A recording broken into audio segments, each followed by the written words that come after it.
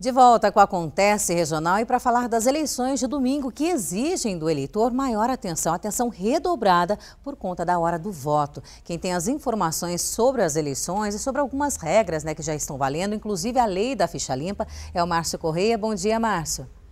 Bom dia, Lilian. Bom dia a todos que assistem ao Acontece Regional nesta sexta-feira. Pois é, contagem regressiva para as eleições de domingo, hein? Ontem foi o último dia de propaganda eleitoral gratuita no rádio e também na televisão. Mas os candidatos ainda podem fazer campanha, pelo menos até às 10 horas da noite deste sábado.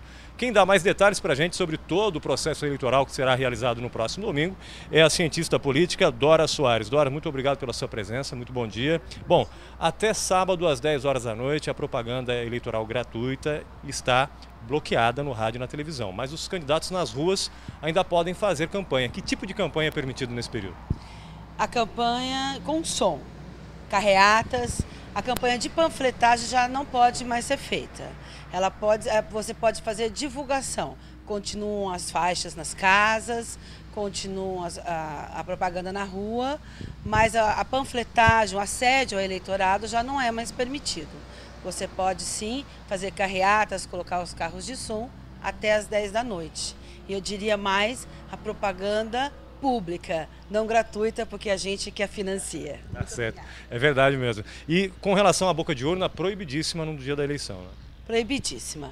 Você pode votar com adesivo do seu candidato, mas você não pode fazer o assédio a alguém para convencê-lo a mudar de voto ou conquistar o voto desse eleitorado. Portanto, eleitores, vocês já devem ter escolhido seus candidatos antecipadamente. Agora, e votar com a camiseta, com o boné do candidato é permitido? É permitido, embora não seja permitido distribuição de camisetas dos candidatos. Acho que no máximo você vai colocar aquelas praguinhas, né? Porque não foi permitido distribuição de camisetas e bonés e brindes dos candidatos. Agora, com relação à lei da ficha limpa, essa é a primeira eleição em que a lei já está valendo e vários candidatos estão ainda disputando as eleições, mesmo impugnados aí, enquadrados na lei da ficha limpa. O que acontece com esses candidatos? Eles continuam, o nome deles vai estar na urna no domingo? As pessoas podem votar nessas pessoas mesmo aí com elas com recurso valendo contra a lei da ficha limpa? Sim, os candidatos foram permitidos que se candidatassem, porém o resultado está suspenso. O resultado não será divulgado. E caso esses candidatos sejam condenados, os votos serão anulados, o que é um risco muito grande para o eleitor. O seu voto pode ser anulado caso o seu candidato, que está em suspenso, está sendo permitido que se candidate, mas a aprovação dele está em suspensa pelo Tribunal Eleitoral. Se ele for condenado, o seu voto será condenado juntamente e aí você terá os votos anulados. Por isso, esses candidatos não terão os seus votos divulgados no resultado final agora, no dia 7. Se por acaso um candidato impugnado for o mais votado, por exemplo, para vereador numa cidade qualquer, ele não assume o cargo, é isso? Ele nem saberá disso até que seja julgado, porque não será divulgado o resultado desse candidato. E se ele for absolvido, sim, ele será, mas assumirá a sua cadeira. Agora, se ele for condenado, nem saberemos, na verdade, quantos votos ele teve. Bom, tendo como base o perfil dos candidatos que estão disputando essas eleições e também a posição que eles aparecem nas pesquisas, nas recentes pesquisas de intenção de voto, é possível analisar o perfil do eleitorado regional aqui do Vale do Paraíba? O eleitorado está buscando mudança, mas ainda a política é muito conservadora no Vale do Paraíba. Os candidatos ainda se candidatam por sobrenomes das famílias, por uma oligarquia tradicional do coronelismo no Vale do Paraíba. Os projetos, as ideias não são ainda o eixo, mas a consanguinidade, que é uma característica monárquica e não da democracia, não da república, Os projetos, o que cada um quer, que sonho de cidade você tem e esse candidato representar, porque ele é um representante que administrará a sua verba e a sua vida pelos próximos 4 anos, é isso que vai contar, e não de que família ele veio, que sobrenome ele tem, não é? Tá certo, muito obrigado, Dada, pelas suas informações. Voltamos aí com você, Lilian, no estúdio. Obrigada, Márcio. Fica aí a dica, então, para as eleições municipais de domingo.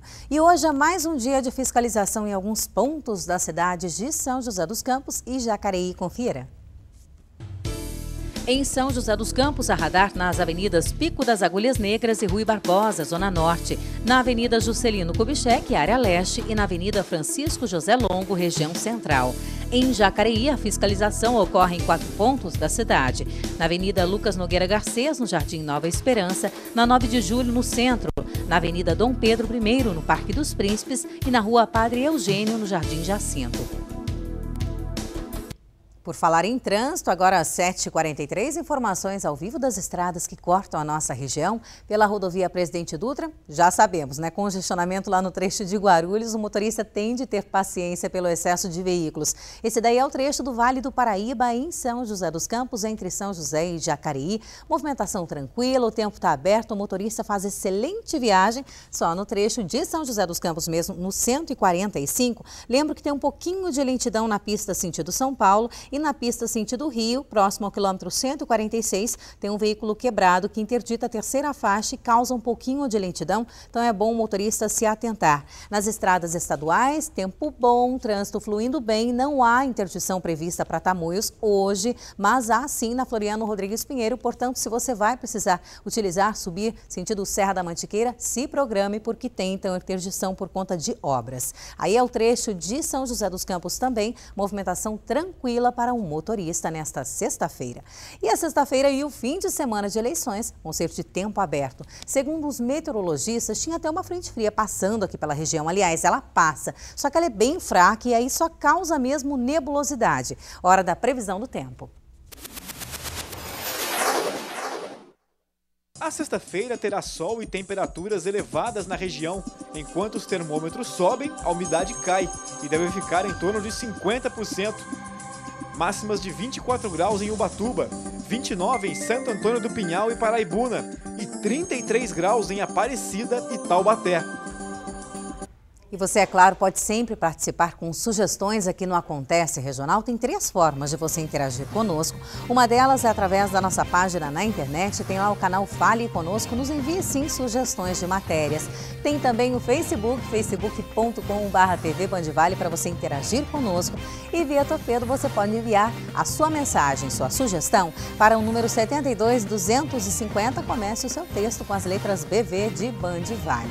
São 7h45. Já tem oportunidades de emprego disponíveis na região e a nossa agenda cultural para o fim de semana.